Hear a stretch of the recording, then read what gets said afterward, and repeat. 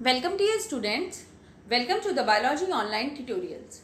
Dear class 12th, as in the previous tutorials we were discussing about the how biotechnology has various applications in the field of medicine.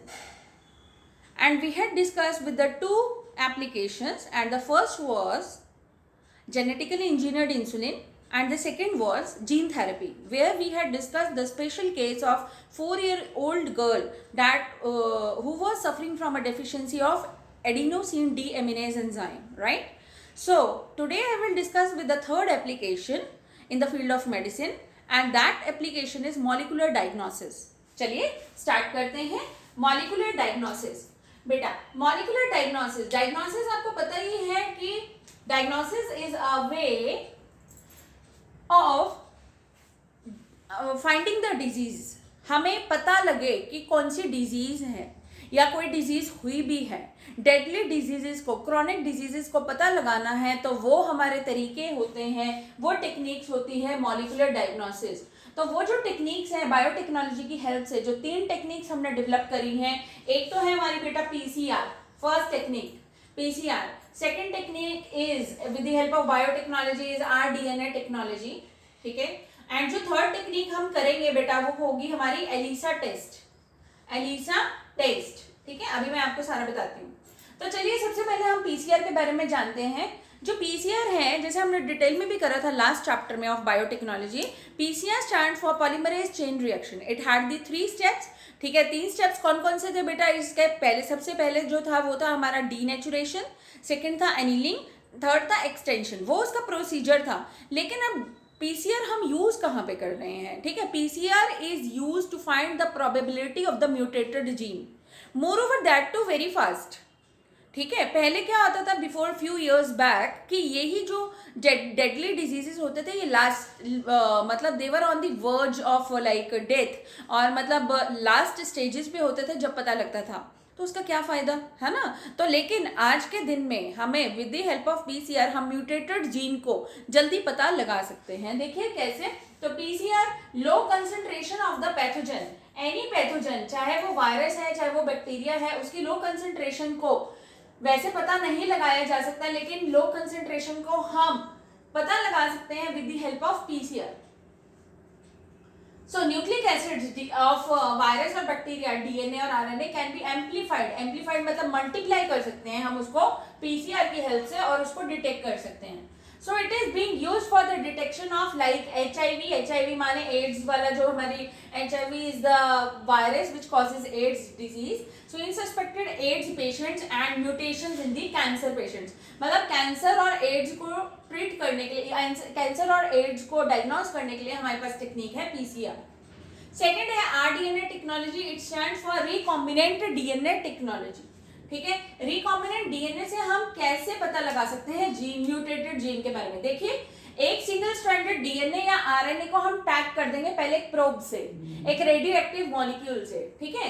तो it is tagged with radio active molecule, और यही जो probe होगा फिर हम उसको hybridise करा देंगे, ग्रो करा देंगे with its complementary DNA in the clone of cells. ठीक है. हम उसी को ग्रो करा देंगे. अब हम सेल्स को डिटेक्ट कर सकते हैं with the help of auto radiography. Very important. Auto radiography से, ऑटो रेडियोग्राफी में हमें एक ऑटो रेडियोग्राम मिल सकता है, that is a graphical representation. ठीक है. एक फोटोग्राफिक फिल्म की फॉर्म में जो कि मिलती है हमें. The cells with the mutated gene, ध्यान से सुनिएगा बेटा, the cells with the mutated gene does not observe in the photographic film. Photographic film में अगर म्यूटेटेड जीन है वो अपीयर ही नहीं करेगा, क्योंकि probe was not complementary to the mutated gene. ठीक है. तो वो उसके साथ ग्रो ही नहीं करेगा. ग्रो नहीं करेगा तो वो ऑब्टेन नहीं होगा. We can not obtain it on the autographic film, photographic film जो ऑटो रेडियोग्राम की है हमारी. लेकिन अगर उसके अंदर म्यूटेशन नहीं है तो अगर उसके अंदर म्यूटेशन नहीं है बेटा, ध्यान से सुनेंगे, तो मतलब म्यूटेशन नहीं है तो there is no mutated gene, and if there is no mutated gene it will appear on the photographic film. अगर म्यूटेटेड जीन होगा तो वो अपीयर नहीं करेगा, क्योंकि क्लोन ऑफ सेल्स के साथ वो एक जैसा नहीं है, तो वो ग्रो नहीं करेगा, उसमें हाइब्रिडाइज नहीं करेगा. ठीक है, लेकिन अब उसके जैसा नहीं है तो it will not appear on the photographic film.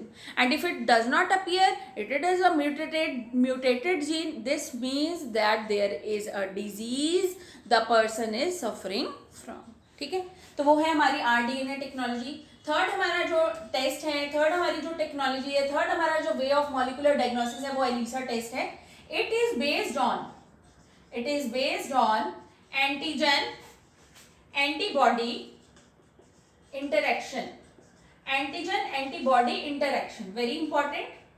इससे भी हम डेडली डिजीजेस जैसे स्पेशली एड्स के लिए या कैंसर के लिए बहुत बेनिफिशियल है ये टेस्ट. एलिसा का मतलब होता है बेटा enzyme linked immunosorbent. Enzyme linked immunosorbent, IMMUNOSORBENT